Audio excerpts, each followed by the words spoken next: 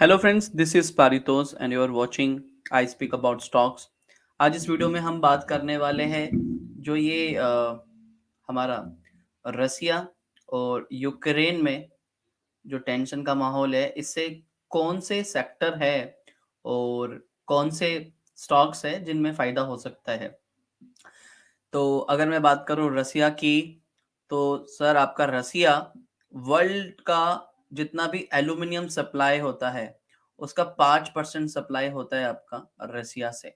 तो अगर यूएस रसिया पे सैंक्शंस लगाता है तो यहाँ पे सप्लाई डिसरप्शन का मामला आ जाएगा, मतलब सप्लाई नहीं हो पाएगा। तो यहाँ पे जो इंडियन कंटेक्स्ट की अगर हम बात करें, तो इंडियन एल्यूमिनियम प्रोड्यूसर है, मैन्युफैक्चरर है, लाइक हिंडेल्को और आपका नेल्को और वेदांता, इनको अपॉर्चुनिटी मिलती है, इनको फायदा होगा। तो इन 3 स्टॉक्स को आप अपनी वॉच लिस्ट में रख सकते हो।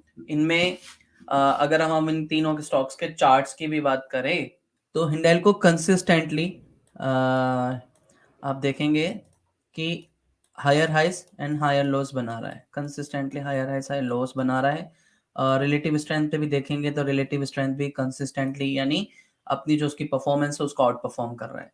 ये मैंने वीकली टाइम फ्रेम के चार्ट्स निकाला हुआ है, तो आप हिंडेल्को पे नजर रख सकते हो। आज भी 516 रुपए के करीब का प्राइस है।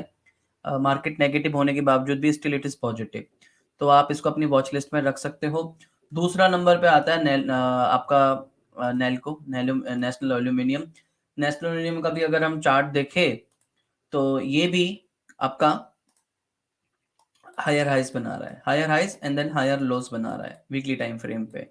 और कंसिस्टेंटली इसका भी अगर हम ये देखें कि रिलेटिव स्ट्रेंथ, तो ये भी पॉजिटिव है, यानी अपनी अपनी जो उसकी स्ट्रेंथ है इसको आउट परफॉर्म कर रहा है। यहाँ पे हम रिलेटिव स्ट्रेंथ दिख रहे हैं लास्ट 26 वीक के मूविंग एवरेज के बेसिस पे, तो ये भी कंसिस्टेंटली अपनी आउट परफॉर्म कर रहा है। तो दूसरा नेशनल एल्यूमिनियम है जिस पे आप अपनी वॉच लिस्ट में रख सकते हो।